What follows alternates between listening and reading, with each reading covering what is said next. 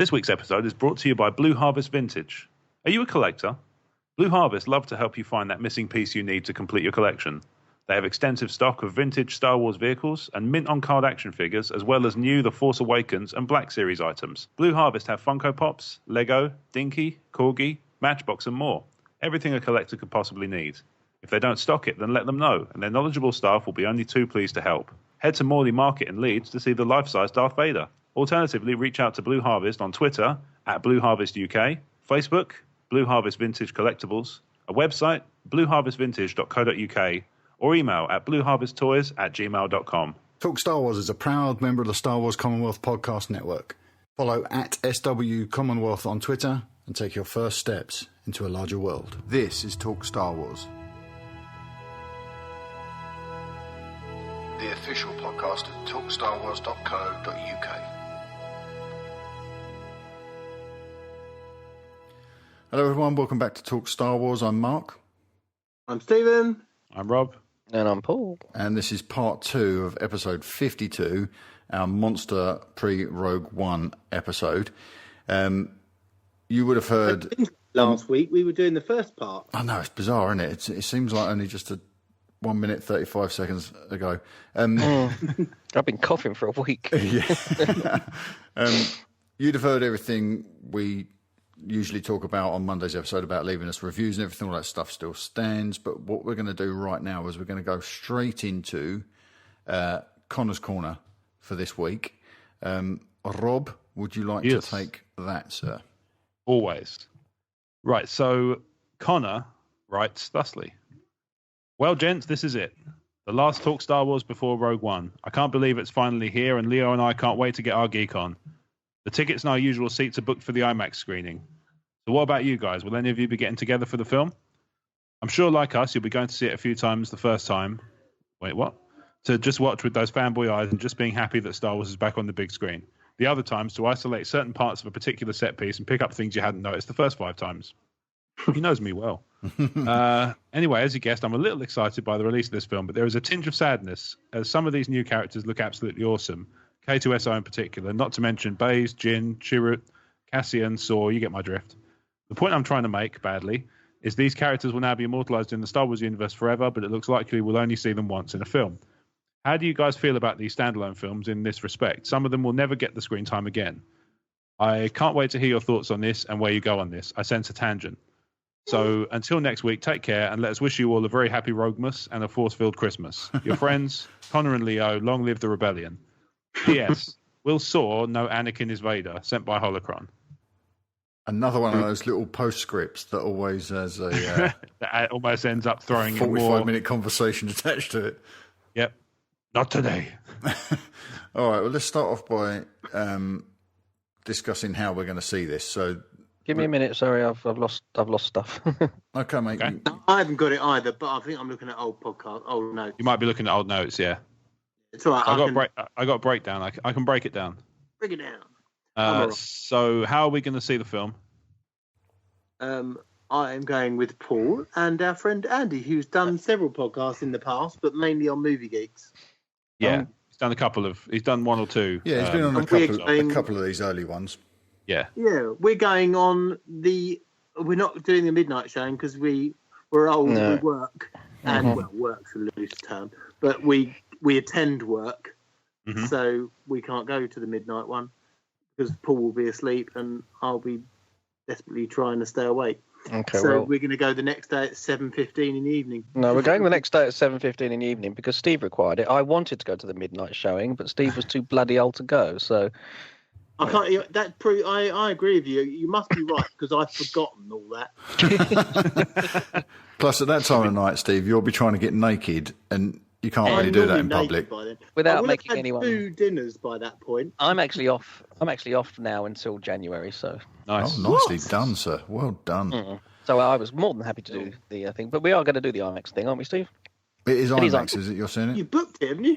I think we're IMAX, yes. Yeah, we booked it. 3D though. Not sure about 3D. I wanted 2D, but never mind. I find the colours. Just take one of the lenses out. Such a Luddite. No, but I find the colours get washed out in 3D.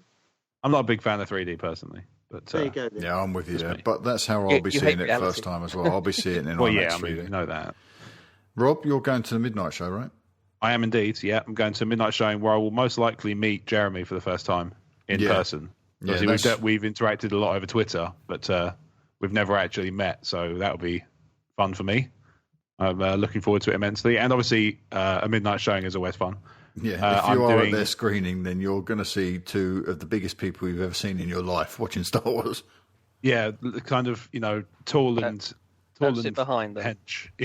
Tall and hench are going to be in the house. The poor people that sit behind you two guys. MC crews. That's the reason I'm not going to. I booked an aisle seat. I'll be fine. And then I've booked myself a half day off the following day, so I'm going in for the morning and then going home at lunchtime, and then I've got the rest of the week off. See, that's dangerous. What if you hate it? What do you mean? What, work? Absolutely no. Are you going to see it twice? Are you then? No. I'm going to see it. Oh, at the moment, I've only made plans to see it once. Oh, okay. That's, what I mean is. Oh, sorry. I see what you mean. You thought I was going to take a half day off and go and see it again. Yes. No. I'm going to take a half day off, go home, and probably collapse into the couch. Oh, okay. Because I'll be knackered at that point. All right, then I'll change my question. What if you love it and then you'll wish you booked it again? If I love it and wish I booked it again, I've got the afternoon off. And I've also You've got an the answer following. for everything. I know. So infuriating, isn't it? I've got the following day off as well because I had holiday left to use up. So there's windows for me to see it again should I wish to. Yeah. Awesome. I'll be seeing it in a slightly unusual way. I'll be seeing it with one person on the. I'll be looking at the back of the screen. Yeah, at the earliest opportunity. What time will you watch it? I'm going to see it quite early. Yeah, on the day of release. Sort of stupid o'clock. Right. And it would just be me and a colleague that get to see it, and we are going to be watching it in 3D IMAX. Yeah. Okay. Nice. Well, you've got to check that it's all working. Yeah, of course. Yeah. It's going to be. I think it's going to be pretty good. Last year's initial viewing of The Force Awakens for me was similar, although it was 2D, and there was only 3 of us in that screening, and it's great. But I do miss that audience interaction. Mm-hmm. So I'll be going back. I think it's Lisa's birthday just after Christmas, so that will be a birthday gift because I'm a really thoughtful husband. I'll be taking her to see a film that I like. That you want to see. That's lovely. Yeah, that's she fair must enough. love you. All right. What about the main crux? About standalone movies, right? Yeah. Who would you want? I guess the question is best expressed as who would you want to get their own standalone movie the most? Yeah. How do you feel about the fact that we're only going to see these characters? Most likely, we're only going to see the characters once. I'd always assumed they'd all be dead. I think it's possible, but it's. I suppose I get a feeling the darkness is going to come in. Sorry, Rob, for interrupting you, but I get a feeling that the darkness is in the grittiness of the film is going to be because they all snuff it. Everybody did, except for the big droid. Yeah, I think that's possible, and actually, I think that's kind of probable. But I guess we don't really know at this point, do we? We've got know about one. Well, no, what I mean is we don't know about whether or not these are characters we are going to want to see again. They might be crap. I doubt they will be, but we've only seen little snippets, and they might be the only bits that are any good. Mm. Like when trailers put the funny bits in the like comedy trailers, especially, are notoriously bad for it. Put in all the funny bits in the trailer, and then you go to the film, and you go, "Oh, that was the only bits?" Was I'd already seen it all. Yeah, exactly. And if that's the only bits of levity in their characters in the bits in the trailer, then it might kind of not land as much as they might. Has anyone read any previews yet, or aren't there any? I haven't read. There's 28 minutes out there, and it's all all positive. But you can't even. I read one that wasn't that positive. They said that the characters were introduced too quick. Well, I thought, you've asked because you've watched the 28-minute version. Yeah. It's also it's almost a heist movie, isn't it? Of course, they're introducing the characters quickly. This could work in the film's favour, though. I haven't read any of this crap. This isn't about characterizations. What's that? Sorry. This film isn't about characterizations. This film is about the idea that we understand because we were told a story a long, long time ago that some spies took some plans. That's all we know, and that's all we really need to know. These people are already immortalized forever because they're in the opening crawl. They're the ones that carried out that amazing feat. It does need to work on its own, though, Paul, doesn't it? Yes. as I an don't want exercise. this to be. I don't want this to be connected in any way. I mean, obviously, hopefully, there's going to be a reasonable mold into Star Wars. Yeah. But other than that, I hope this is a complete standalone situation where I'm more than happy for this to be almost like an information silo. You go in, you come out, done, perfect. Thank you very much. But that's all I ever imagined from it, and all I ever wanted from it. Yeah, well, that's fair enough. By the same token, I do want it to sit nicely, like a good dog. Yeah. Well, while we're there, I want you to sit nicely. Actually. Yeah, that's also a good point. It could be. Well worth saying. This could be a strength for the film, though. This bittersweet nature that we get into this film, we meet these characters, we fall in love with these characters, we see them make these enormous sacrifices, and then we can never spend any time with them again. Well, that's interesting, Mark, because it's very sellable. There's a throwaway line in ROTC, or was that right? Return of the ROTJ. Sorry. Return of the. There's a throwaway line about many boffins snuffing it, but you don't really care about it because you don't know what a boffin is and you never met any of them. This will make it much more real. So many boffins died. Yeah, that's the darkest episode of the University Challenge I've ever seen. They are different. This isn't the boffins thing, though, is it? No, I know. Rogue One. But it's in the same way. So we're seeing there's emotional connection you won't have had before. Yeah. You didn't care about the boffins because you never saw it, but this will make you care about the spies. Yeah. They're going to write her in such a way that I think we will be connecting her in some bizarre way to Rey, this young heroic woman that's that's got this mission and she's going to kick some ass and so on. And I think she will be immortalized because of it. I think she's going to do extremely well. But then it stops. But that doesn't matter. Yeah, well, she. That's immortality, right? The heroes we know are built on the bones of these guys, aren't they? So where we see Baze and Chirrut and Cassian and Jin, they all lay down their lives for this greater cause. Basically, Han, Luke, and Leia, they pick up that legacy and they take it forward, and then that's now been picked up by Poe, Finn, and I'll Rey. tell you what. One thing that's really cool about it, like I know you guys aren't into professional wrestling, like I have a passing interest in it.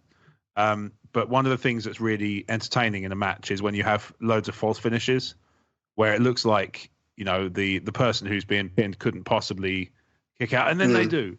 They've got so much opportunity to do that with us, to kind of play with us emotionally, tease somebody dying, going into dangerous situations. Like those movies that kind of take the mickey out of horror tropes. The ones that like they go into sort of dangerous situations and they do the sort of the false start where you think it's going to happen and then it doesn't happen and it happens somewhere else or in an unexpected way that you weren't telegraphed for. They've got so much opportunity to do that stuff here. Whether or not they do, hopefully they do. I'm going to end up with an extra man crush on Felicity Jones as well as Daisy Ridley. No, that's not how man crushes work, Steve. No, that's just regular crushes. You're just talking about crushes. Oh, sorry. Yeah. No, man crushes. If you want to see a man crush, I refer you to Rob. Yeah, see the film with me, mate, because I'll be sitting there just lost in his dreamy eyes. They are though.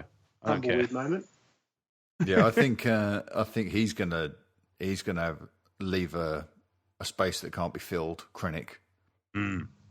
Because I think he's going to be spectacular in this movie from what I've seen so far. And hearing the other guys talk about him, hearing Gareth Edwards talk about how intimidating he can be when he switches it on. Yes. Very, very keen.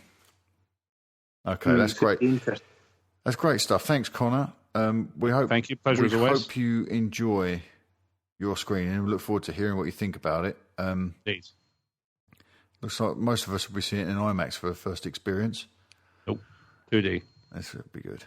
2D all the way, baby. Okay. I may see it in IMAX at some point, though. The idea, well, we all need to go together, don't we, at some point after the initial screening and take it all in again together. Definitely. Okay, cool. Right, the idea of breaking these episodes into two was so that we could spend a bit of time talking about the movie, talking about what our hopes are for the film, what our fears are for the film, and making a few fun predictions about where it's all going to go. Yeah. So with that in mind, I opened it up to a few listeners to see what people could communicate to us about their hopes and fears for this movie. And so we've had a few things here. I'm probably going to have to bleep myself here. In fact, I might do it as we go. Right. So we've had these tweets on the subject of Rogue One hopes and fears from the Monster Closet at Podcast Rage on Twitter. That's awesome. Yeah. We had they're hoping that it will go for a dark ending to justify the Galactic Civil War crawl before A New Hope. Mm-hmm. So that I don't know how dark they're going to go with this. And being as it's self-contained, the 3-act structure that you would apply to it would suggest that the ending is probably going to be hopeful rather than that dark. Doesn't have to be upbeat to be hopeful. Well, I guess in a way, A New Hope is kind of the sequel, and that should give us that hopeful ending. It's really only the second chapter in a trilogy that can get away with ending on a downer, right? Mm-hmm. Yeah, you have to have the up-down thing, don't you? But this is rewriting the rules, isn't it? By being a standalone. Yeah, it's playing with the rules. It's taking that chance. Maybe they'll do a closing crawl. Yeah, somebody else mentioned that as well. I don't know. No. I don't think they will. I think it will just end with the iris out to the director credit. To the main Star Wars theme. Is it John Williams we're talking? No, not John Williams. Well, that probably will be, said actually. That, having said that, there is on the soundtrack, there is Star Wars music, original Star Wars music by John Williams in the credits. Right. Yeah. So there is a good chance there's going to be at least one theme. Yeah, it will be bookended by the Williams theme, I would imagine. Well, that'll be good. Even without an opening crawl, at least that will bring you into I think we heard some Giacchino music today on the 5th international trailer that came out on the official YouTube channel of Star Wars. Yeah. And if that is Giacchino, it's fantastic. Nice. Sorry, Steve? I don't understand the whole trailer thing. Why this many trailers? Everyone knows, everyone's going. All it is just milking it and ruining a film now. They're not releasing that much footage, though, not Steve. that much new stuff. Yeah, there's not that much out there. You put it earlier. It's 10 minutes in total, which is ridiculous. I don't know if that's. I don't know. That might include stuff that they've taken from the sizzle reels and things like that. I think it potentially. I don't think there's that much out there that gives us much of a look at the narrative, and certainly doesn't give us much that we don't already know about the plot. I mean, we're talking now, and we know nothing. Yeah. I've seen one little snippet of what could end up being a scene in the film, but for all I know, it got cut, and that's why I got shown it. I've seen 2 trailers. That's it. I'm seeing a lot of tonal stuff in there. It's sort of framing characters like Kato, so it's showing you this guy. You're going to enjoy the humour at this character's humour, and Galen is sort of giving you the tragic character, and Vader's been really sparing, and Tarkin is a blink and you miss it sort of glimpse. Yeah. So there's still lots to learn about this thing. I don't know how much has been spoiled, but they're doing really important work, these trailers and TV spots. They're communicating the tone. They're setting the film in a time frame for those that are still ignorant to that. And they're just showing that it's this balls-out action, fast-paced action movie. They're doing sterling work with these trailers. I agree. I think they've done a good job. Okay, so we got another tweet from Moderately Informed at Moderate Info on Twitter, and they say, "I want to see Vader up." So you can. What was that, Steve? Oh no! Don't you dare answer him, Steve. No. I thought you were bleeping stuff out, so I did it. No, he's not. So that's why I said, don't you dare respond. We can get away with muffled. Time code. Yeah, I've just taken the time code down. Getting my pen furiously. Listen to it back. I think it was the okay. F&M comment earlier. Yeah. Right. Okay. We've got a voicemail from Ads where he's broken down. It's quite lengthy. He's broken down what he wants to see from Rogue One. His predictions and his hopes and his fears. So this is Night of the Commonwealth Ads. Hello lads, so the Talk Star Wars Almost Time for Rogue One pod, and so I understand you want some thoughts about the film, so here goes. I'm hoping that when I leave the cinema next Thursday evening, I will have been introduced to and fallen in love with a whole new bunch of Star Wars characters. I'm hoping to see a really gritty war movie, and I'm hoping it's going to be shot in a way that allows us to really feel as if we're part of that scene. In a similar way to Saving Private Ryan, when we saw them reach the beachhead and come up onto the actual beach, you felt like you were a part of it. You were totally disorientated, didn't really know what was going on, and I'm hoping that certainly parts of the film leave me feeling like that. Some of my fears for the movie are actually some of the things I'm really looking forward to seeing if they can achieve. Whether Leia will be in the movie, whether Tarkin will be in the movie, and how they will be in, whether CGI will actually come into play, which could be the first of its kind, which is really exciting to think. I'm hoping that they don't mess up the connection of the original A New Hope film, or even that they do such a great job of Rogue One that it somewhat diminishes A New Hope. I don't think that's possible, but they've got to slot into play. You asked for predictions for the film, and I'm hoping that we see Vader being totally kick-ass. I'm not necessarily expecting to see him with a lightsaber or that sort of thing, but there is a scene in Rebels where Ezra uses the Force against a AT-ST walker and effectively controls the pilot, forcing it to attack its own troops. And I'm wondering whether we might see something similar to that. Another prediction I have concerns Vader's first entrance in A New Hope, when he boards Leia's ship. And I wonder whether we may witness in Rogue One the end of Krennic moments before Vader walks through those doors. I think it would be really cool if we saw the shot from the perspective of Vader standing there, the other side of those doors, with perhaps Krennic's body lying on the floor, having just been force choked, perhaps. And then my final prediction would be that come the end of the film, I might have developed, in the same way that Rob obsesses over Krennic, a slight obsession with K2SO, who I think will probably steal every scene that he's in and rival your R2s, your C3POs and your BB-8s. So that's what I think. I genuinely hope you all have a fantastic experience, and I can't wait to hear what you think of the film and dissect it for many months to come. Take care, and long live the Commonwealth. Nice one. Thanks for that, Ed. Thank you. Oh my God! It's really funny that he mentioned the Vader shot, because as soon as he mentioned the running up until the very beginning of New Hope with Vader, I instantly pictured Vader on the other side of those doors. Yeah. Adding the Krennic thing in was an interesting touch. Obviously, I might not want to see that for different reasons, but man crushes being what they are. Leave the cinema screaming and crying. I love that idea. I really, really love it.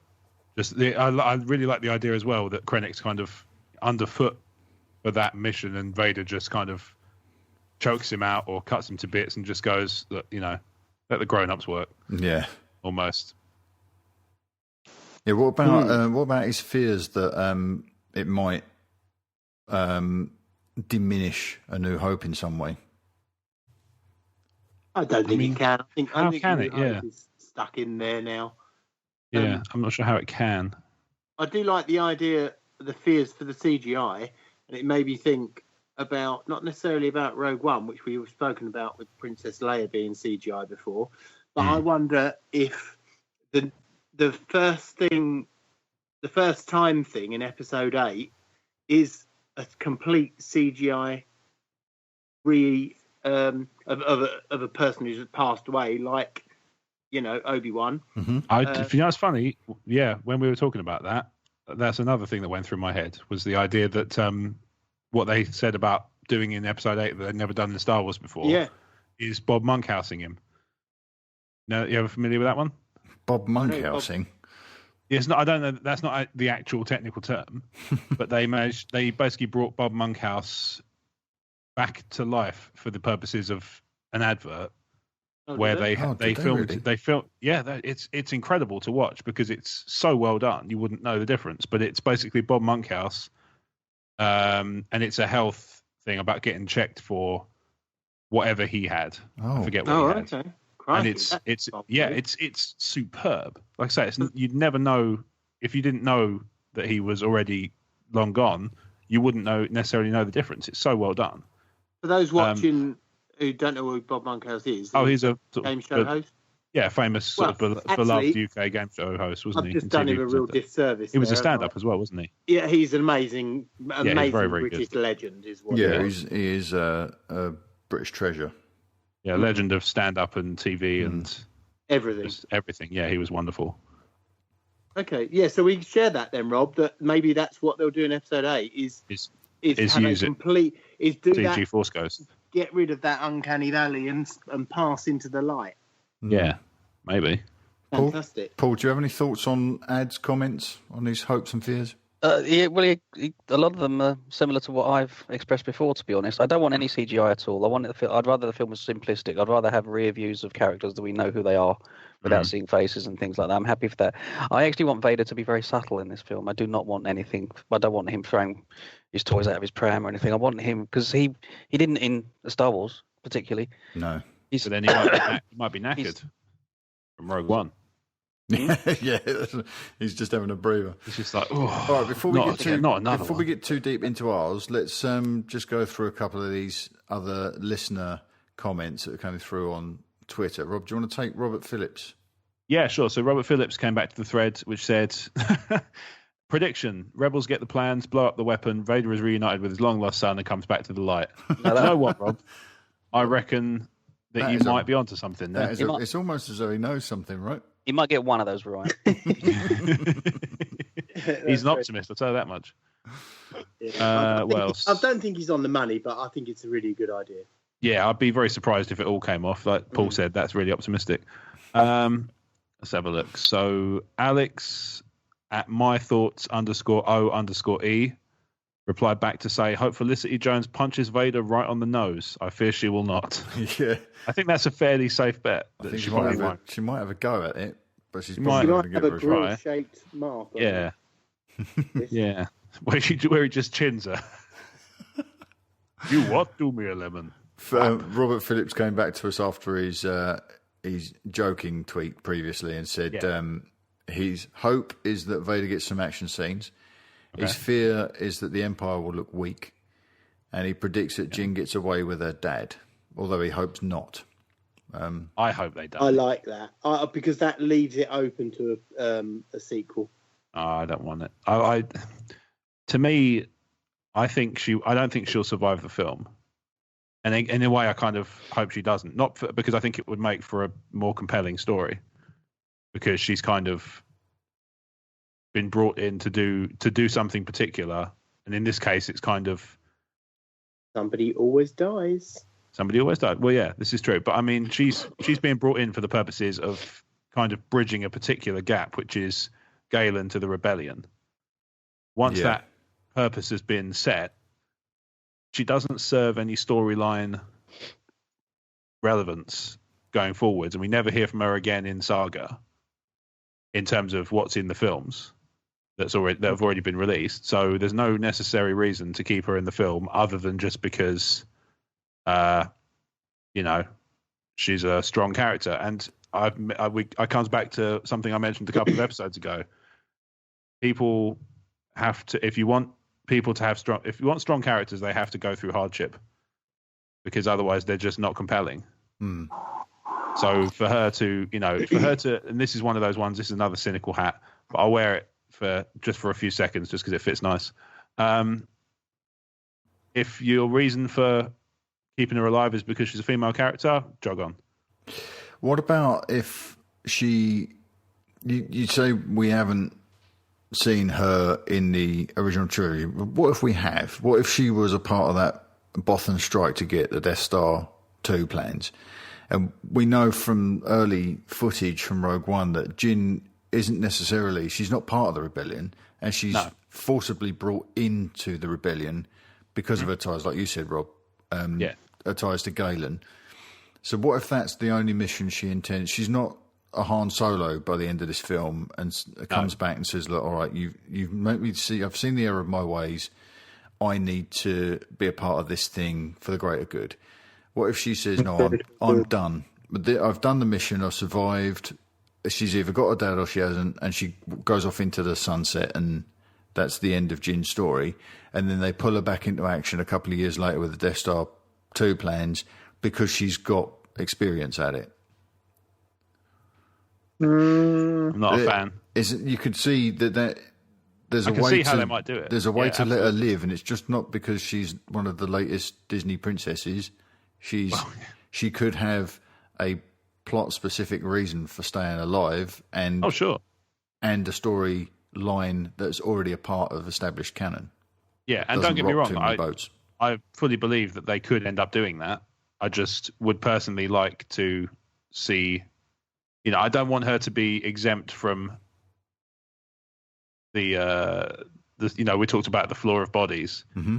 I don't want her to be the only one exempt from that because she's the only one on the team with only X chromosomes. Yes, yeah. It's weak storytelling.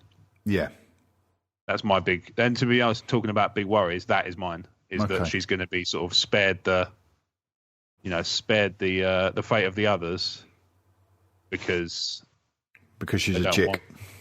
And because they don't want backlash from grievance mongers, but they're going to find something to be annoyed about anyway. So you might as well just not kowtow to them at all.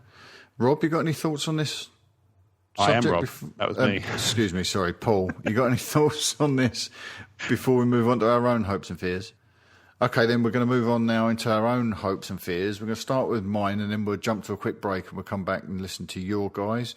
So for me, hopes for Rogue One. I hope we get a movie that's self-contained story that dovetails neatly into what we already know. So it needs to, for me, it needs to blend smoothly and seamlessly into A New Hope without contradicting anything we know. So even though I was intrigued by what Ad said earlier about having Krennic on the other side of that door and seeing the door that Vader walks through explode from this point of view, to me that's too much of an overlap. Even those few seconds is too much of an overlap with A New Hope. I'd rather see the final frames of Rogue One be the Tantive for making its jump to hyperspace, and then when we get to Episode 4, A New Hope, we see that arrive at Tatooine. That's the kind of thing I'd like to see those two films butt up to each other like that. I don't really want anything retconned. I don't mind mild retcons, but big context shifting alterations. I'm not a big fan of that idea. In terms of fears, I fear that any CGI characters will distract from the story and open the door to critics. This film needs to succeed or fail based on its story and not the tools that are used to tell the story. So I know we've already said we don't really want any CGI, but we all know there's going to be tons of it because you look at that space battle and that's not models on sticks. And but there's a difference between CGI in space battles and CGI characters. Yeah, I'm being pedantic, but with the CGI characters, I think we need to go so far with it. And I'm okay if we're looking at characters in hologram form and that's how we get CGI representations of them. But with regard to Leia, she's the one that seems to be upsetting a lot of people. But not too many people don't seem to be bothered about Tarkin. I think he's going to have much more plot-specific responsibilities in this movie. But Leia seems to be something that you could add in a CG character. We've already seen Bail. We've seen the footage of Bail in Yavin 4's battle room. Yeah. I suspect that Leia's in there somewhere, that she'll be present at that meeting. And that will be a CGI representation of 19-year-old Carrie Fisher with no dialogue, just a few looks exchanged between her and Bail or her and Mon Mothma. Maybe there'll be some other characters in there that we may or may not be familiar with from Episode 1. And then later on at the end of the movie, I think we'll see her with maybe some lines of dialogue that involve her taking the plans from her father and going to Tatooine. So that's the way I see it. The hero shots of her will be pretty much just her in a group of people, and then later on, possibly in hologram form, we'll get more dialogue-driven scenes with her. That's what needs to work. My fears are that will stumble and fall, because at the moment, if it does, there are so many people that are quick to say, "We told you so, it shouldn't have been done." Yeah. And if it succeeds, I think there'll be too few people saying they've cracked it. I think we'll just be accepted and we'll move on. Mm-hmm. So that's my fear. I've written 5 predictions.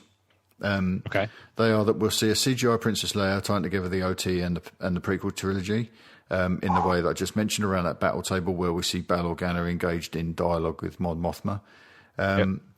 The Death Star, the reveal that the Death Star was designed to render a planet uninhabitable, but Tarkin uses it to destroy a planet in Episode 4 because he's a nut job, and that wasn't what its initial intention was. It was used to alter a planet and not destroy it. Right. My third prediction is that all the rebels will be dead or on the run by the end of this movie, with only K2SO making it back to the rebel fleet with the plans. So droid passing it to the rebellion and the rebellion passing it to a droid gives you that kind of synergy. The Emperor, I think we'll get a glimpse of Emperor Palpatine, possibly in the Senate with Masamida, or possibly even in hologram form. But I think the Emperor is going to be in there. And then finally, this is a golden nugget from a long time ago. The shuttle Tidarium. I think that shuttle that we see in Return of the Jedi will pop up in this movie and be the way off of Scarif, possibly just for K2SO or any surviving rebels, and that's how the rebellion get hold of that ship to be used in Return of the Jedi. They're my 5 predictions for this movie. Right, cool. I did have others, but they've already been revealed as being either there or as not being there, like Bale's involvement in the movie, Tarkin. And what's your prediction, Mark, for a score out of 10? Well, I don't like to apply arbitrary numbers. No, but you can change it. Stack rank things. I want to see what you're anticipating. How good it. What do you anticipate it being? I think this film's going to be as close to perfect as you're going to get. So do you think a 9 or a 10 out of 10? Yeah, I think absolutely up there. I think it's going to be up there with Empire as being so beautifully made, so beautifully crafted, that it's going to be difficult to criticise it in any way. I really think that they're going to put so much effort into getting this right, and everything I've seen so far, they seem to have done it. Use it as a launchpad for 8. Yeah, and the next standalone films. I think they're going to nail it completely. Okay, so you reckon what, a 9 out of 10? Yeah, I imagine that. I think that we'll probably have close to $200 million opening weekend as well. Oh wow! Okay, that's a bold one. But haven't they already got that, Mark? On pre-sales? No, they're still with the pre-sales at the moment. They're still predicting anywhere between 120 and 150, but I think that's conservative. I think that it's going to really blow up. So will it be Episode 7? Do you think? I don't think it can do that, because I don't think there will be Episode 7 that was a unique situation where it was the first new Star Wars film in a decade, and everyone went back and saw it and reviewed it. I don't think that this will have the same amount of revisits as that movie, potential. So that will harm its ability to make money. But having said that, I do think that this will appeal to the Asian markets a lot more than The Force Awakens did, because of 2 of its stars. So it has access to a market where The Force Awakens notoriously fell flat. So it might come somewhere. I don't think it stands a chance of beating it, but it might come closer to The Force Awakens than we expect, purely because of those other regions that it's going to make money in, that Force Awakens did. Okay. Thank you for that. Let's go to a quick break, and then when we come back, we'll get into hopes and fears from you guys and a few of your predictions for Rogue One. If you'd like to support what we do here at Talk Star Wars, you can do so by becoming a TSW sponsor. For as little as £1 per month given securely via PayPal, you can help us keep the lights on here at TSW. When you become a TSW sponsor, we will elevate you to VIP status. As a TSW VIP, you'll get access to an exclusive stream that provides you with fun downloads like HD wallpapers for your desktop, tablet and mobile device, ringtones and text alerts courtesy of our very own audio Jedi at Rob Wade Vision. You'll also receive a monthly newsletter with news about what's going on here at Talk Star Wars, and you'll get a priority release of the new Star Wars audio commentary series called TSW Feature Comms. All this for as little as £1 per month. Head to talkstarwars.co.uk/support and become a TSW sponsor today, and the Force will be with you always. Okay, and we're back, and we're going to go straight over now to Paul for his hopes and fears for Rogue One. Mine are fairly simplistic because I've been preaching on this for about, 12 months. Hopes. Raw. Simple, please. I actually kind of want a die-hard approach to this. I want slam, let's go. Let's hang on to the handlebars of this roller coaster, try and hold on tight and enjoy the ride. We kind of know what's going to happen. Just make sure we enjoy every moment of it. So I want to go down fast. I want to go up slow. I want to feel everything that they feel and so on. Okay, I want it to be very dialogue driven as much as possible. I don't want to rely on just situations. And to be honest, I'm not even caring about comedy. A lot of stuff that's popped out. I mean, some of the things that popped out trailer wise were, you nearly shot me, and I actually thought the tone of that was a bit silly. Frankly, I'm not really worried about that. Bearing in mind this is a war story, but I know it's going to come in because you've got to appeal to the masses, sort of thing. Yeah. I want minimal backstory as well. I want to meet these characters. Basically, they're on a mission. When we watch, normal war films and so on, we don't care about their backstory. Unfortunately, you didn't get it so much with Aliens, did we? Similar kind of situation. So these kick-ass troops they're just stuck in that tank and away they go. And I don't mind if this is the same sort of approach. I think we'll obviously meet Jin's backstory to a degree because Dad's in it. We've seen stuff with the Crystal and Mum and so on. So that's inevitable because she is our forefront character, which, to be honest, might be a big breath of fresh air. I want the space action to be as faithful to Star Wars as possible. Really as faithful to Star Wars as possible. I like grungy old X-Wings sort of thing wobbling through space. I want the ships to look as simplistic as we saw them. I don't care if it was 40 years ago. That's what I fell in love with. And the idea that this is obviously a big, big rewind and a revisit, I think that's quite important. Well, it's certainly important to me. So I don't want it to be too glossy. I don't want it to be pretty. I don't want beautiful Halo explosions or anything like that. I want to see what Star Wars gave me many, many moons ago as well. And most importantly, prediction or hope or both at the same time, I don't know.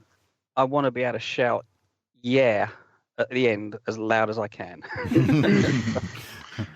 I really want to leave it saying that's how you make a Star Wars film. Because when I left Star Wars, I was like 7. I left the film. I actually couldn't speak when I left the film. It was like, that's what a film is. It's escapism. It was beautiful. It was simple, romantic, to the point love story. Away we go. Love of, many things, obviously. Justice. Yeah. And justice is really important. And that's what I want to see in a nutshell. And I just want to come out going, thank you so much. That's fantastic. Okay, I think we all want that. Yeah. That's brilliant. Yeah. Good and call. I mean, from a scoring point of view, I'm not going to worry about that. I just want to be completely overwhelmed and grateful. It's when you spend the money on the ticket and you're like, I stole from them. That's the kind of feeling I'd like to. Yeah. Okay. I like that. That's a nice way of putting it. That's all too rare, right? All too rare. It is nowadays. Fears, not many, to be honest, because I think the film's going to deliver to a reasonable degree what I'm hoping. But I mean, I've made it very, very clear. I don't want any CGI at all. I mean, there'll be some in battles and obviously all sorts of blendings and touch-ups and things, but I don't want any CGI faces, characters, or anything like that. I don't want to see it. Okay. Keep it simple. I want the sets to be simple too, as such, if that makes sense. I'm not caring for the crawl. I think we know the crawl's not going to happen now. Yeah, that's confirmed. Yeah, I don't want it at the beginning, and I certainly don't want anything like that at the end either. It is a standalone film, and I want it to feel like a standalone film. It's going to blend to a degree, obviously, into Star Wars, but I want it to be very much of its own entity. And like you said, the characters, we might not see them again, but I want their own stamp to be made on a one-off. And if they do this properly, that'll be just as powerful as seeing them in 3 films anyway. It's all about just setting them properly, simple as. Mm-hmm. One thing might sound weird, but many Canadian listeners, American listeners might not understand where I'm coming from here. I really don't want a slow Blackadder type ending for our heroes. Okay, yeah. That makes sense. I want this real, because that's when it becomes painful, emotional, and important. Now, the end of Blackadder was, and it moved me to tears, but at the same time, I want this to be more punchy, if that makes sense. I don't want them to dwell, and I don't want long hand-holding, you're my best friend, even though I've only known you an hour, and all that kind of thing. I do want them to crack on with it, and they are it looks like they're crack troops and so on, so I do want that. Not that I don't want to be sound heartless, but I don't think time's on their side. No, that's fair to say, kind of situation either. Yeah. And I also I don't want Vader used too heavily. I'm a bit worried that'll be the case. I'm okay if it's 20 minutes of semi-cameo situations. I think we'll get the chokehold. It's inevitable, sort of thing. But I think what I think we might get from this, because we didn't get it much from Attack of the what's it called? Revenge of the Sith. Yep. I think we're going to learn a bit more about Anakin becoming Vader and who Vader is now. And I think if we got an idea that possibly the Bacta tank's in there and it's dealing with this new entity of a man now that he's become. Yeah. If they deal with that to a small degree, fine. But I do not want. I don't want Vader becoming a kick-ass, dark ninja, whatever. People talk about him controlling lightning bolts because they saw it in Force Awakens and so on. I don't want any of that. I want him, to be honest, I don't mind if he doesn't even get off the Death Star or his Star Destroyer.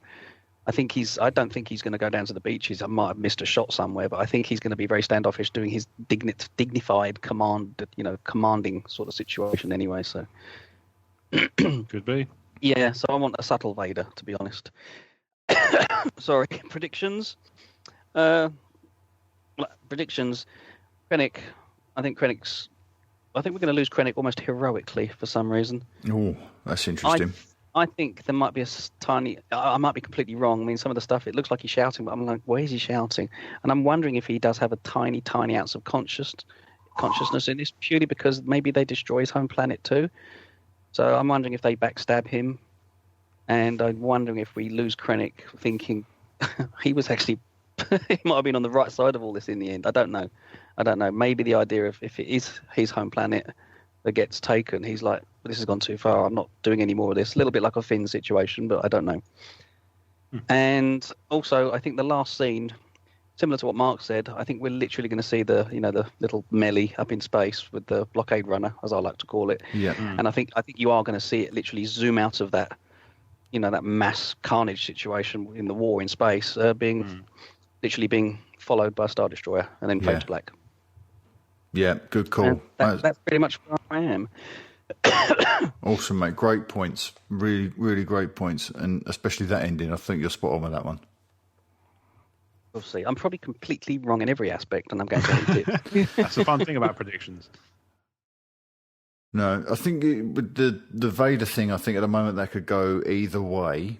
You really could. Yeah. But I suspect that they are going to be using it. I've heard about 10 minutes of Vader in this movie total. And if that's the case, then they're going to be using him in a similar way they did in A New Hope. So there shouldn't be too much. There shouldn't be too much Darth Vader ninja stuff, like you say. Yeah. So you may not have much to worry about there, mate. He's almost. Obviously he has the duel with Ben in Star Wars, but beyond that, he's someone that tells other people what to do until they personally cross him.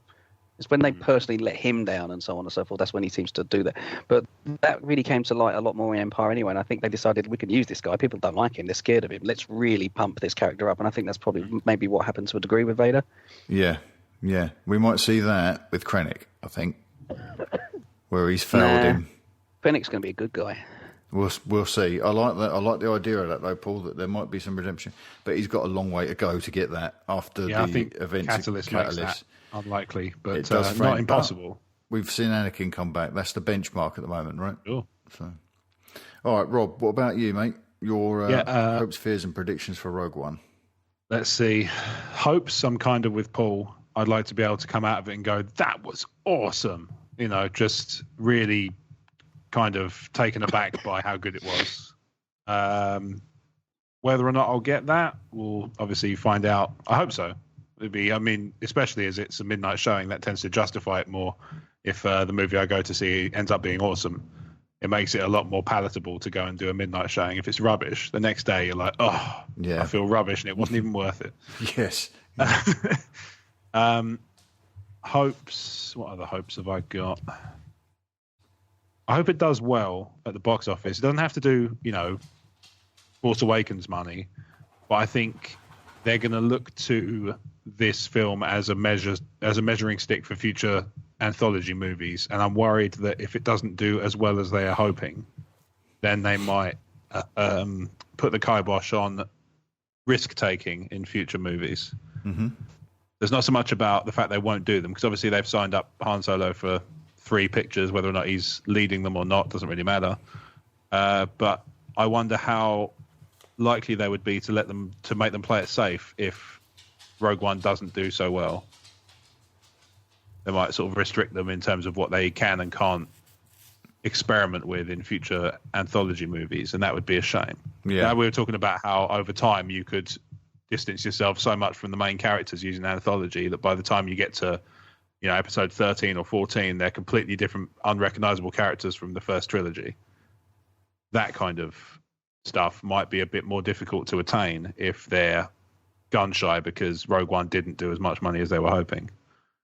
So that's a fear, I guess. Yeah. It's a hope. Like I say, it's a hope that they do well enough to justify future anthologies and future anthology storytelling. Predictions, I think Vader will kill Chirrut. Okay. And because I'm guessing, we're taking a reasonably educated guess that Chirrut's going to cop it in the film long before the end, because that's what's going to send Baze into his Baze rage. I think Vader's going to kill him, and the reason I think so is because what better person to take out Chirrut than, 1, somebody who's a skilled warrior, and 2, somebody who represents the most powerful being in the Force. He's the chosen one. Yeah. What better character to take Chirrut out than the guy who nobody could beat, even if they tried on a good day? Yeah, it's an almost honourable death for Chirrut, then, isn't it? Yeah, and and also it represents a kind of a weird symbolism in, he sort of worships the Force. Vader almost took it for granted most of his life, because he was so strong in it that he was using it without even knowing he was doing so, and it made him arrogant. So he's almost taken that for granted all his life, whereas Chirrut doesn't have it, but he's always kind of idolized the people who do. Mm-hmm. So it would be a really nice bit of storytelling to have the person who takes him out be the person who represents the kind of antithesis of his reverence of the Force. Yeah. This guy who didn't really have to work for it, and he trained, but he didn't have, he was unnaturally good with that stuff. What other? There's the other fear besides the ones we've already covered is the one I mentioned earlier, which is that I don't know if it was earlier on in this episode or in part 1. But the idea that they'll spare Jyn from a noble death because of a grander consideration beyond the movie, and I think that would be regrettable. Because I would imagine, this is just kind of speculation, because I think, obviously I don't know. I would imagine if, let's say this film was being made differently and they were using a male lead in Jin's place, I don't imagine that him ending the movie dead would be off the table. So I don't want it to be off the table for Jyn either. Yeah, no, I think we're all with you on that one, mate. Hopefully. I think it's a reasonable point. I can't really think of any more specifically. Like I say, the big one for me is Vader's going to be the one to take out Chirrut. And actually, maybe that scene of Vader if it's Vader in the back to tank, maybe that's something that happens later. So maybe he's trying to. I thought about this the other day, actually. Maybe he's trying to rest and recover after the battle, and they send him after the Tantive 4 when he's not ready because he's not healed up. And that's why he's slower. Yeah, and him and Baze get into a big, obviously Baze goes into his Baze Rage, and him and Vader have a big sort of, maybe it's a bit of a sort of visceral scrap. Vader might come out on top, but he's going to be sort of weakened by he's going to have to exert himself significantly to do so. He wants to go, he normally would, at this point, would go into the back to tank and recover, but they send him off after the Tantive 4, in which case he's, a little bit worse for wear compared to what he'd usually be, particularly if he's just dispatched Krennic, and they could have sent Krennic otherwise. Yeah, well, I don't know if that would be a nice kind of. Would that fall within Krennic's sort of purview, because he's very much sort of the director of weapons research. I don't know if they would have sent him out like the attack dog. But he seems to be on Scarif. In one of the earliest trailers, we saw him. Yeah, that's true. Yeah, wading through the water. I'm guessing that's Scarif. Yeah, wading through the water. So he's obviously not afraid to get hands-on with this stuff. So maybe they could have, maybe they would have sent him, but Vader gave him the Force Crushy throat. That's for you, Steve. It could also explain why Vader puts his under tunic on over his armour, because he's rushing out to chase the Tantive. He got dressed in a hurry. That explains that whole thing. I think we cracked it. I don't have time to fix this. I'll do it later. Yeah, I'll do it later. That's what I've got so far. I also think that if you're going to see the Emperor, you're going to see him on a hologram, or you're going to see. I can almost envisage a scene where Bail Organa has to go and play nice with the Senate for a time or something. And you sort of see him sat in the Senate chamber, much like he did at the end of towards the end of episode 3. Yeah, I can imagine that. He's just kind of watching the Senate going through, going on, and meanwhile, it's just kind of a passing shot, just to sort of give you context of where he is at that particular moment. I imagine Bail's card's probably marked after the end of Revenge of the Sith as well. So if he's in the Senate, he's probably being watched quite closely. Oh, big time, yeah, because obviously he's tried to rescue a Jedi from the temple, isn't he? Yeah, no, good ones, good points, Rob. Stephen? Hopes. I mean, I'm with you guys in a lot of ways and not with you in others.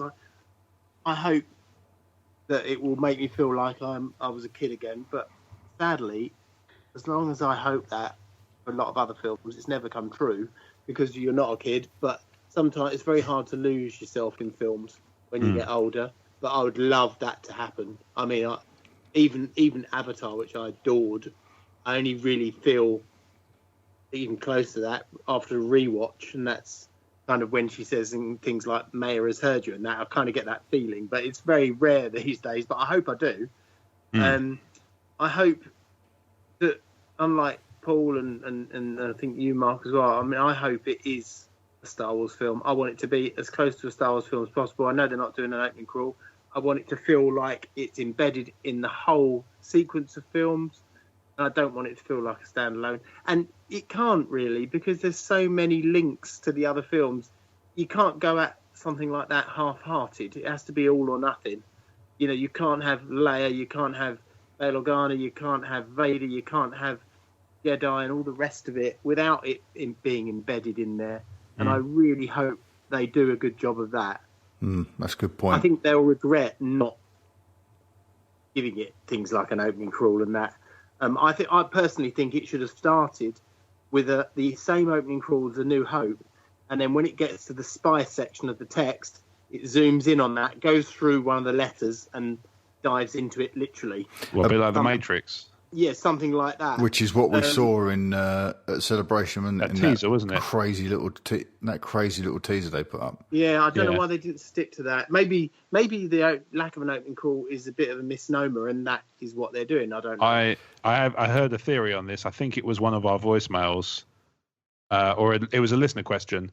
I can't remember who it was, so forgive me. They said that a Saw Gerrera narrated prologue would be a possibility, and I thought that was awesome as an idea. I'm well on board for that if that happens. Yeah, I think that's a great idea. It's like that. Steve, your option is hyper stylized for a Star Wars film, and it's zooming through the text. Even though we've seen it because they did it in that little spot in Celebration. I don't know if they'd be bold enough to put that at the start of a movie.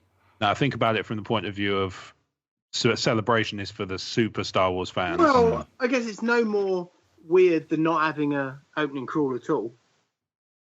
At least it's just the opening crawl being Star Wars Episode 4: A New Hope, and then you zooming through that paragraph and seeing a completely different film is a massive. It's like almost like it's kind of okay. Here's this chapter. Like we stop the text here. We're going to dive you into there, and then you can rejoin Episode 4 at your, leisure. But I just think the more they make it feel like Star Wars to me, the better. Yeah, I will feel a lot more involved in it.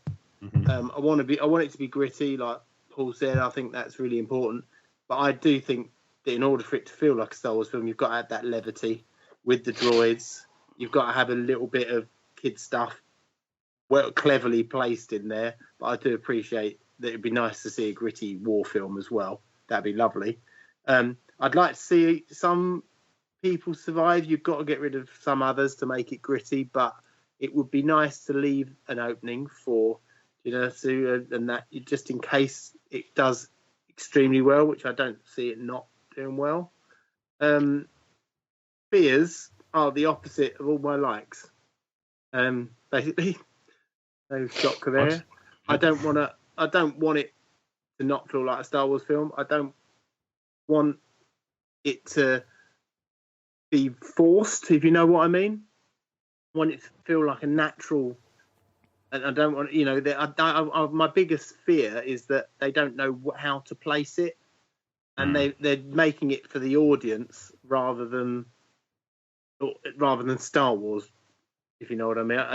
They shouldn't worry about it, just get on with it. One of my likes, actually, which you put as a fear, Mark, I hope they put as much CGI in for people's reenactment faces type thing, and they pull it off, because it will not only set the scene for things like Episode 8 and stuff, and future films in general, but it will also might set a precedent for how actors are cast in the future.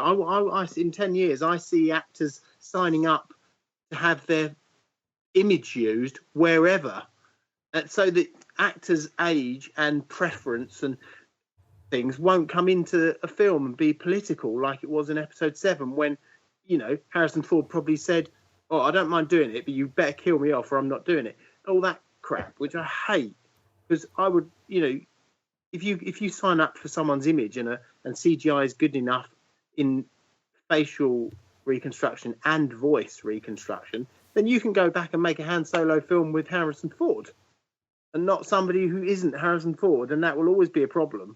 And I know we've spoken about that at length as well, but it will to me and a lot of other people. Some people can put it out of their minds and some people can't. So I really hope they do a perfect CGI and it gives people faith in the future of CGI and where it can be used cleverly.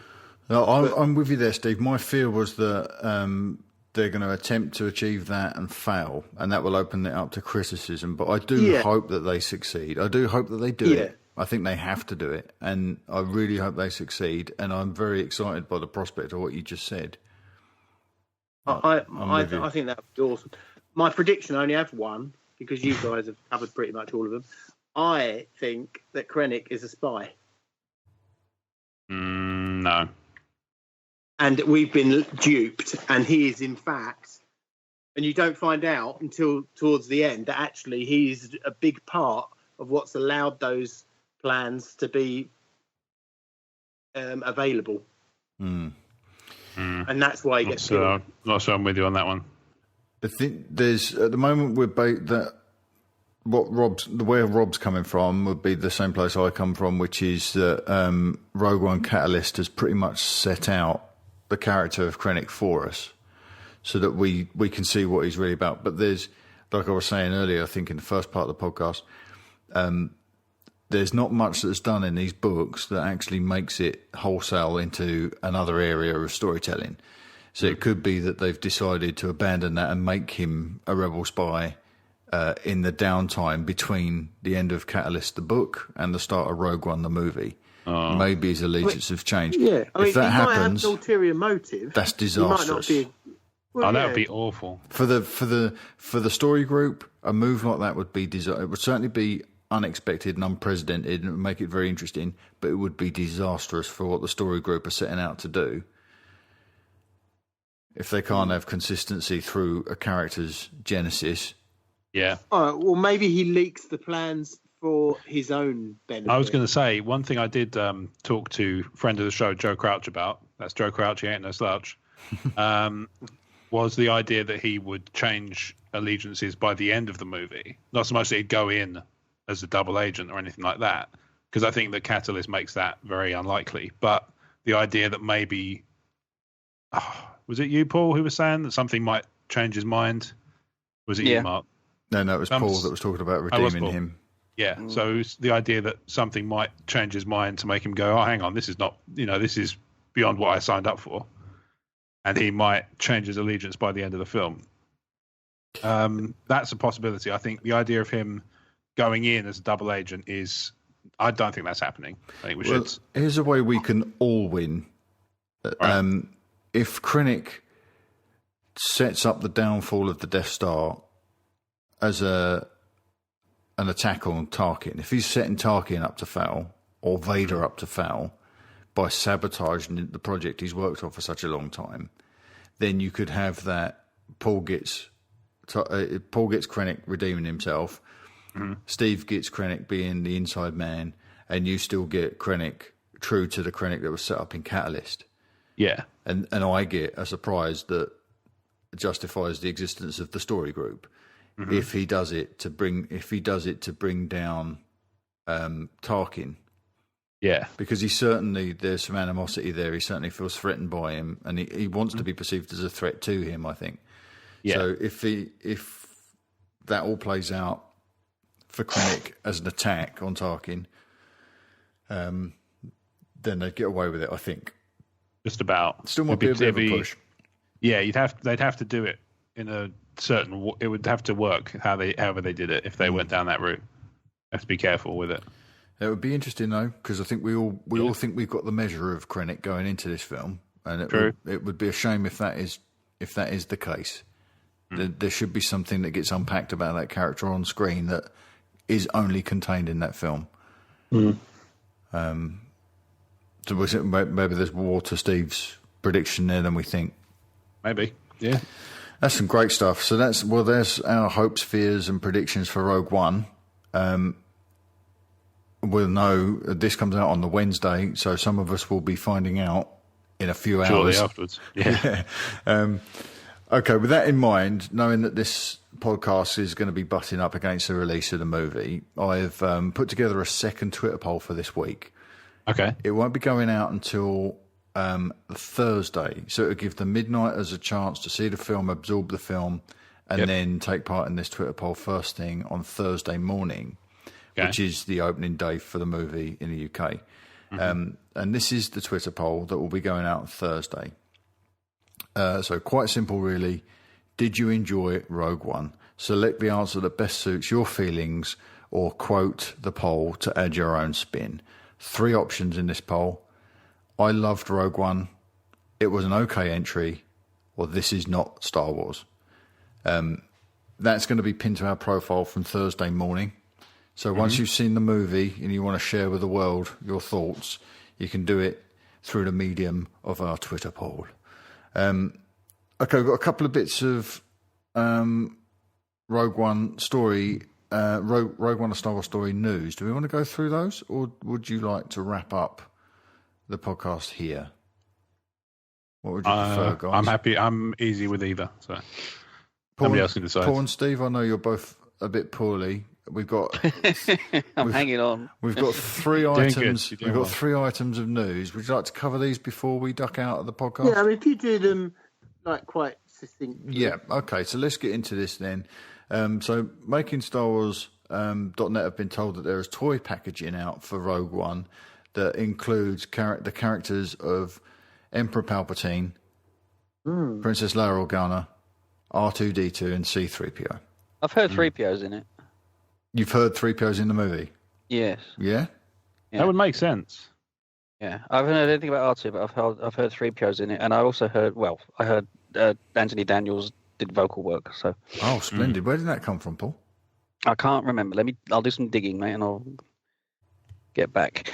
Yeah, or just stick it on the Facebook page or something, Paul. It'd be really fascinating. I'll try and find it. The thing to bear in mind with this is when they released, Marc at Blue Harvest has started writing a bunch of articles for the site. He's going to be putting out I think he's planning on doing a monthly blog post. It's going to be a big blog post about vintage toys. And the piece he's just given me, which will probably be going out, I don't know, I'll consult with him, but it's going to be going out probably in the new year. It's all about the Luke Skywalker farm boy figure, that original vintage figure. And that came out on a bunch of card backs. So that came out on the Star Wars, Empire Strikes Back, and Return of the Jedi card back. Yeah. And that figure only belonged in A New Hope, and only the first half of The New Hope, right? So it could be that this is just a collection of characters that have been plucked out of the stock of toys, and they've been rebranded and put on cards for Rogue One because they are period-specific characters, right? Yeah, kind of works. The other thing is, with The Force Awakens, there was a 2-pack of Darth Vader and Bespin Luke Skywalker. Oh, okay. And we know they were intended to be in The Force Awakens, as Rey witnessed the duel from a different perspective to the perspective we had in the movie. Yeah. So those characters were intended to be on screen, and they did get produced as Force Awakens specific characters for collectors. Could that be? Could one of those scenarios? I think it's highly unlikely. I think each of these characters are going to be in this movie. That's why I think they're on toy cards for Rogue One. But it could be something similar to The Force Awakens, where they were intended to be used and they didn't get used, and they've just come out as part of the merchandising. Put the order in anyway, yeah. Yeah, but it is pretty intriguing right now. But I love the idea of seeing all these characters, especially the droids, because they are like that quintessential image of Star Wars to me. That's pretty cool. Okay, the next part, George Lucas. Interesting. You're saying the other thing was he was asked would there be a Jedi in it. He said technically yes. Is he just referring to? Oh yes, sorry, I missed that. Yeah. Is he referring to Anakin though? Don't know. Well, he's a Sith, isn't he? This is from that French interview you mentioned, Steve. Not if you listen to Luke. When Luke basically turns his back on the dark side, he says, "I'm a Jedi, like my father before me." Yeah, but Anakin was a Jedi, and he was a Sith by the time this film comes out. Not the way Luke sees it. So shush. It doesn't matter. The way Luke sees it is irrelevant. He's Mr. Bloody Cheerful when it comes to that. But, the film is called Revenge of the Sith. And he's joined the Sith. No, the film's called Revenge of the Jedi. He says it in Revenge of the Jedi. Return of the Jedi. No, I feel like he's, this is some mental gymnastics. You should be very proud in your condition of doing these gymnastics, Paul, nonetheless. Then he could be talking about the big statue, right? It could be. Yeah. I'm confused by what Rob just said. Huh? In the end of Return of the Jedi, Luke says to the Emperor, "I'm a Jedi like my father before me." Because Anakin was a Jedi, but he was also a Sith. I know. But at the time of Rogue One, he is a Sith. A Sith is only a dark Jedi. No. Semantics. You're wrong. No, Lucas would disagree, so I think I'm right. Oh, yeah, what does he know? Ask Steve. Yeah, I think there is... Ask Steve. I think there is a distinction between a dark Jedi and a Sith. The Lost 20 would qualify as dark Jedi, and then the Sith are indoctrinated into the Order. But this... Meetings, lots of pamphlets. These couple of lines that I missed before I jumped on the George Lucas thing come from that article you were talking about at the start of the show, Steve, the French interview that Gareth Edwards gave, where he was asked a number of questions. Will this be in the film? And he said no. Will that be in the film? He said no. They asked if Leia would be in the film, and he didn't say no. He said, I don't want to spoil it for anyone. And then he was asked about, will there be Jedi? And he said technically yes. So that's... Paul, you just mentioned semantics. This is a semantic argument. That could be a semantic answer, but yeah. That Jedi, that statue on Jeddah. Do you think we'll see Jedi? Let's boil it down to that. Quick question. Do you think we'll see Jedi? Bearing in mind the start of this film is very close to the Clone Wars. Very little. There's none left. No, not at all. I think he means Anakin, and he should be saying Sith, but he's being semantic. So what I actually started by saying was right then. No. From a certain point of view. Yeah, from a certain point of view, which is to say the wrong A certain point of view. All right, let's get to this next bit then. So, nice and simple. George Lucas has seen Rogue One. He loved it. Certain or particular? Did he really? Mm-hmm. Certain.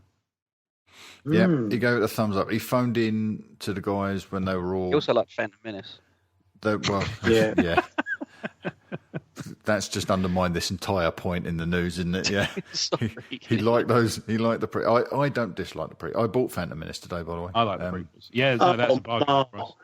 I've just sat here for 3 hours and you've just ruined the entire evening. You've been laying in bed, so stop whinging. How can you you're not sitting, you're like lying. Phantom Menace when you sat there with us and after an hour we all wanted to kill ourselves? It is not. Well, you wanted to kill yourself. I wanted to kill you. I don't think I wanted to kill. It's not without its faults. It is not without its faults. No, it's absolutely certainly not nobody as flawed as Attack of the Clones. Ooh. But I actually quite enjoy the Phantom Menace. I think the problem is when you do look closely at the things that stand out, and if you listen to me in that Lost commentary, I did go on about some silly little points like R2 wouldn't be able to fit in that tube on the back of the N1 Starfighter and all that. Yeah, but I don't care about that because all Star Wars films have those problems. Yeah, if you can look past it, you can enjoy it, you get lost in it. It's so wooden, the acting, and it's awkward, and it makes Steve, you that's feel Star embarrassed. Wars. No. Yes, no, it I is. don't You're feel just blind. embarrassed You're watching blinkers. Any of the others. You were a kid. You were a child. This is the thing. Now. Yeah. I'm watching them now. Because you watch them with those nostalgia glasses. I'm sorry. If you had a technical discussion about acting, and you compared Star Wars 3, 4, and 5 to 4, 5, and 6 to 1, 2, and 3, they're worlds apart. No, if you had a technical discussion about acting, you would come away with the knowledge that they are both pretty hammy. Well, but have you actually watched episode 1, 2, and 3? And lots. It's horrible. Probably more than you. Yes, I know. Like even the kids and that. I mean, couldn't they get them to do They're enough? Children. What do you want? Worked? There are no child actors that I can think of in the original trilogy. So there's no comparison there. I bet you if there had been, they would have done enough takes. That's speculation and guesswork, and you have no objection. Bring these. Yeah, that doesn't stand up in court. I'll allow it. I can't watch the prequels without feeling embarrassed. Well, I have to fast forward bits. Because you've got awkward. One thing is very clear from this part of tonight's podcast that the audio commentary we do for the prequels is going to be pretty entertaining. Yeah, I'll be moaning all the way through, I think. There are certain bits. For a change, Steve. If I watch episode 1, I watch the pod race because it's kind of, you don't have to think about acting. It's great sound. It's fun. An enjoyable race. Mm-hmm. But then, every other bit of the film is just horrible. I really wish, Mark, that we'd had this discussion before episode 4's commentary, because I would have just taken Steve to pieces on this in episode 4's commentary, because it is the same. How does Paul feel about it? It's very quiet over there. He's coughing.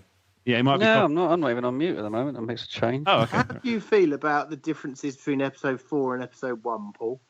In relation to what? Well, the whole feeling of the film, the way Well, they're not comparable.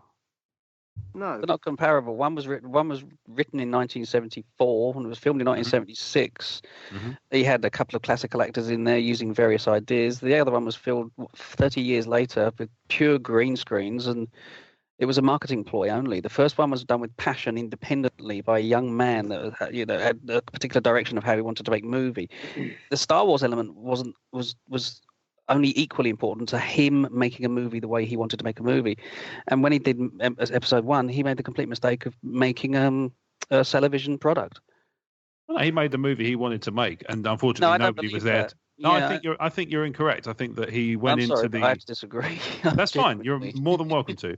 What I'm saying is, I think the difference in episode 4 and episode 1 is that he went into episode 4 restrained by certain forces, and episode 1 didn't have any of that stuff, and made a movie with no oversight, nobody telling him or I don't know if that's going to work. I think the problem with episode 4 was that, nobody could say no to because he's the bully and tells everyone what to do. No, I don't know about bully, but why did he make a special edition saying it was the movie he wanted to make? He's the boss because at the end of the day. And this, I'm kind of with all of you. I think we need to remember that George Lucas. Are you playing Switzerland, Mark? I am playing, but as the moderator, I kind of have to wear that hat. There's we still love each other, We have to appreciate that George Lucas created the marketing-driven movie system that we enjoy today. It didn't really exist before. Yeah. He created this thing. He revolutionized cinema. And then Hollywood was trying to catch up. The problem is, as Rob pointed out, and I've been saying this for years, and I'll stick by this point because I believe it wholeheartedly. George was limited when he made A New Hope. It wasn't the film he wanted to make. That's why we got the special editions. That's why we got a subtle remake of it when we got Return of the Jedi. He wanted the monster rally in the cantina. He didn't get it, so he put it in Jabba's palace. He wanted this multiple optical composite space battle at the end for the Death Star assault. He didn't get it, so he put it in Return of the Jedi. We got the first special edition just a few years after, just one movie after The Empire Strikes Back. George has always done these things. With what we saw in The Phantom Menace was George Lucas making a film he would have made if he was making a film without limitations in 1977. That's what we would have got. That man didn't change. A film without actors. Yeah, he said this, Steve. That's a direct quote. He said to Ron Howard, go into animation. Animation is pure filmmaking. You don't have to bother with the actors.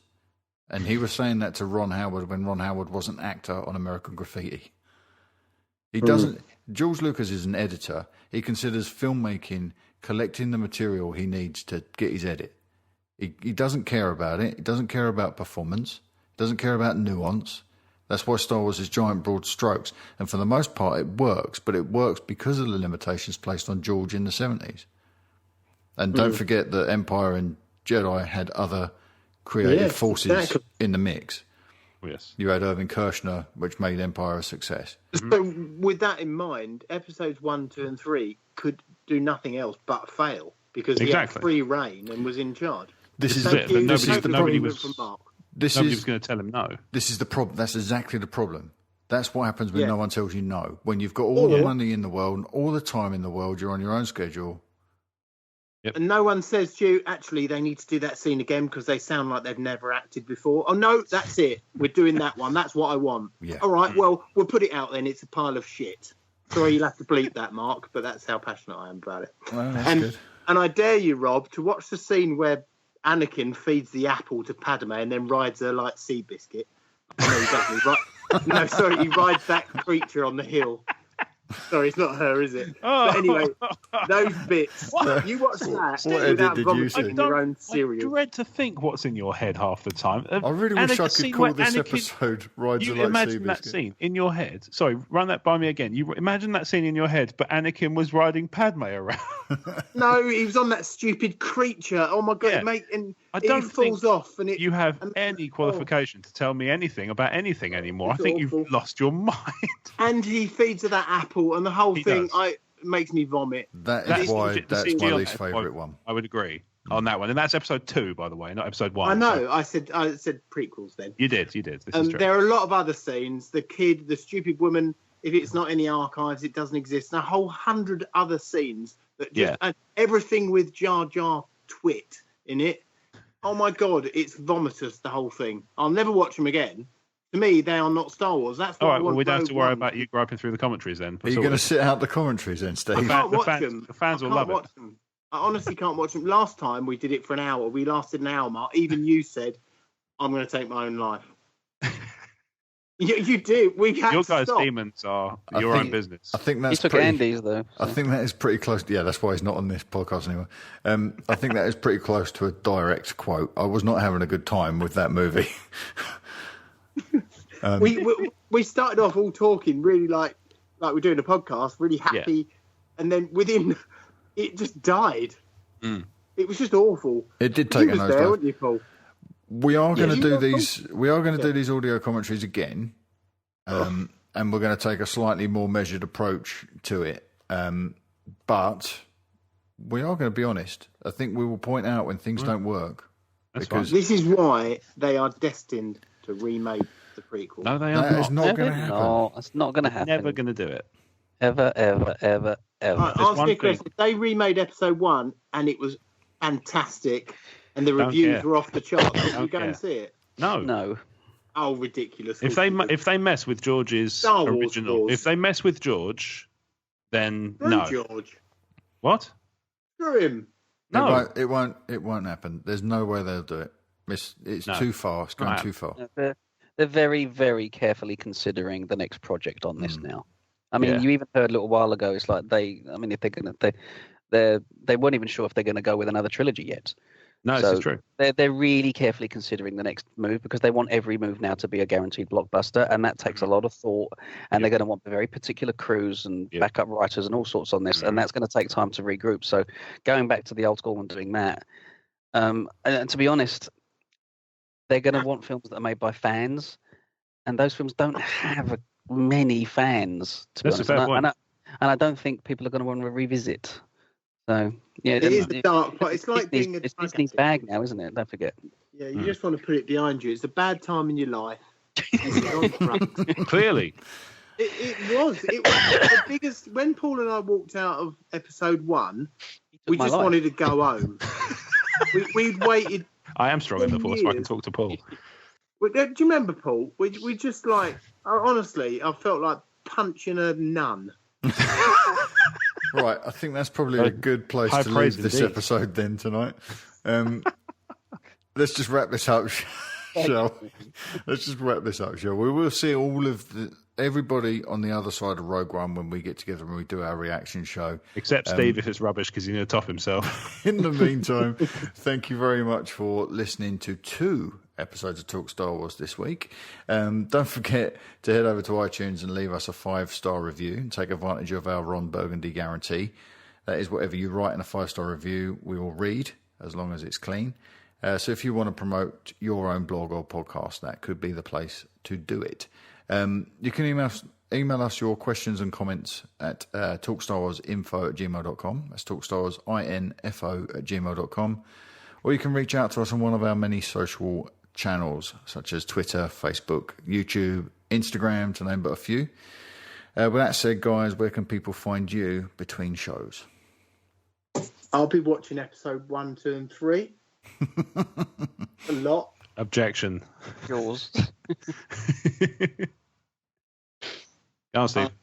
Wild About Nature on YouTube and Twitter. And Paul? Moviescorenews.com and on Twitter at Moviescorenews. Splendid. Right? Yeah. That is. No, spot on. I normally forget, don't I? You do. And this time you forgot that you got it right. Rob, where can people find you, mate? Twitter and Instagram at RobWadeVision, and you can find me on emotionally14.com where I do a ton of stuff. And it has emotionally14 on Twitter. You can find all the stuff there, and I plug it constantly. Splendid. You can find everything I do at talkstarwars.co.uk, and I'm on Twitter at talkstarwars. You can find the rest of the Commonwealth by going to starwarscommonwealth.com. You'll find Tumbling Saber, Generation X-Wing, Rogue Squadron podcast, and the Skyhoppers podcast over there. And I'm going to tease it now. Looks like we're adding another show. More on that intrigued. Soon. Okay, don't forget to leave us that 5-star review and check out the poll that we post on Thursday morning and let us know how you felt about Rogue One. But above all, enjoy the movie. Have fun with it. That's what it's for. Get some snacks. Get some snacks. Try not to sit behind Rob and Jeremy if you're going to the midnight show because you'll see nothing. They wear big hats as well. I wear a sombrero to the cinema. It's a ritual. Big 10-gallon sombrero. Now I feel like I can't wear mine. How rude. Okay, guys, we'll see you next week when we break this movie down. Enjoy the film. It's